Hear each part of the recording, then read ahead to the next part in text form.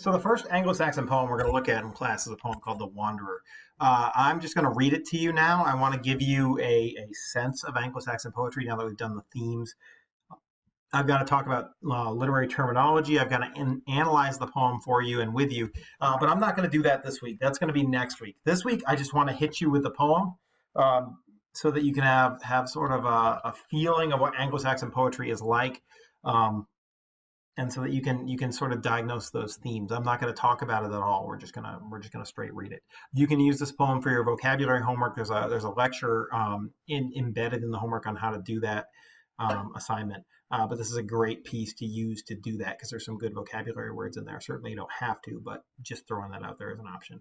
So without further ado, let me read you The Wanderer in its entirety and then set you off for the weekend.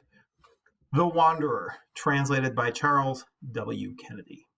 Remember, it was written in Anglo-Saxon, and maybe I can find a YouTube clip of what this would have sounded like in the original Anglo-Saxon and attach it underneath so that you can read it. That'd be cool. Or listen to it in its original language, because everything here is translated. Oft to the wanderer, weary of exile, cometh God's pity, compassionate love. Though woefully toiling on wintry seas with churning oar in the icy wave, homeless and helpless he fled from fate. Thus says the wanderer, mindful of misery, grievous disasters, and death of kin. Oft, when the day broke, oft at the dawning, lonely and wretched, I wailed my woe. No man is living, no comrade left to whom I dare fully unlock my heart. I have learned truly the mark of a man is keeping his counsel and locking his lips. Let him think what he will, for woe of heart withstands not fate. A failing spirit earns no help. Men eager for honor bury their sorrow deep in the breast. So have I also often in wretchedness fettered my feelings far from my kin, homeless and hapless, since days of old when the dark earth covered my dear Lord's face, and I sailed away with a sorrowful heart over wintry seas, seeking a gold friend, if far or near lived one to sustain me, with gift in the mead hall and comfort for grief. Who bears it?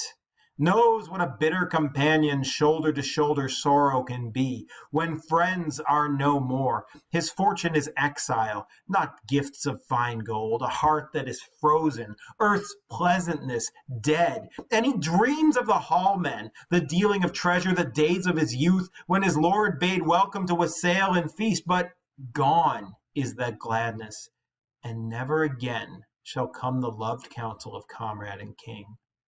Even in slumber, his sorrow assails him, and dreaming he clasps his dear Lord again, head on knee, hand on knee, loyally laying, pledging his liege as in days long past. Then from his slumber he starts lonely-hearted, beholding gray stretches of tossing sea, seabirds bathing with wings outspread, while hailstorms darken and driving snow. Bitterer then is the bane of his wretchedness, the longing for loved one. His grief is renewed. The forms of his kinsmen take shape in the silence. In rapture he greets them. In gladness he scans old comrades remembered, but they melt into air with no word of greeting to gladden his heart. Then again surges his sorrow upon him, and grimly he spurs his weary spirit chest once more to the toil of the tossing sea. No wonder, therefore, in all the world, if a shadow darkens upon my soul, when I reflect on the fates of men, how one by one proud warriors vanish from the halls that knew them, and day by day all this earth ages and droops unto death. No man may know wisdom till many a winter has been his portion. A wise man is patient, not swift to anger, nor hasty of speech, neither too weak nor too reckless in war, neither too fearful nor fervent, nor too wishful of wealth, nor too eager in vow ere he know the event. A brave man must bide when he speaks his boast until he knows surely the goal of his spirit. A wise man will ponder. How dread is that doom when all this world's wealth shall be scattered in waste, as now over all. Through the regions of earth, walls stand rime-covered and swept by winds. The battlements crumble, the wine halls decay. Joyless and silent the heroes are sleeping where the proud host fell by the wall they defended. Some battle launched on their long last journey. One a bird bore o'er the billowing sea, one the grey wolf slew, one a grieving earl sadly gave to the grave's embrace. The warden of men has wasted this world until the sound of music and revel is stilled, and these giant built structures stand empty of life. And I lost my spot.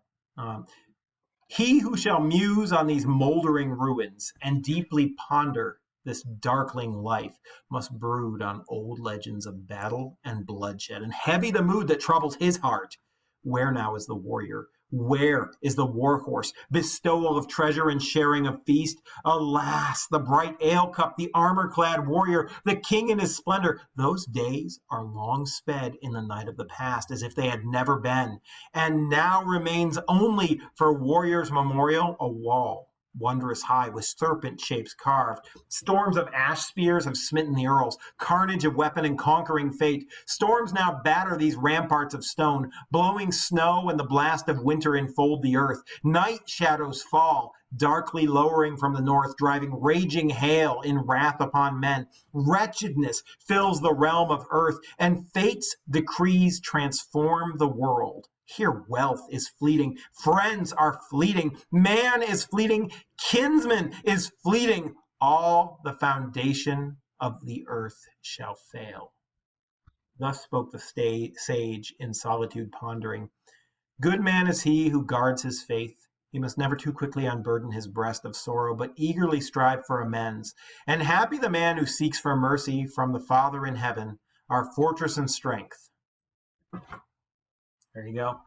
So hopefully you felt the mood on that one. You got a sense of the impending wrath of nature and the pointlessness of life on earth, but also this idea that you can escape the wretchedness of exile and life on earth by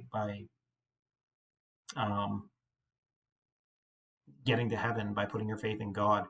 This idea that faith in earthly things is fleeting and faith in heavenly things lasts. I think that comes across and is a conversion tool. I don't want to talk too long about it, but we'll spend some time analyzing the poem and the way it's constructed and what the author's trying to do next class. So hopefully this just leaves you with enough to sort of roll with. Thanks. Have a good weekend.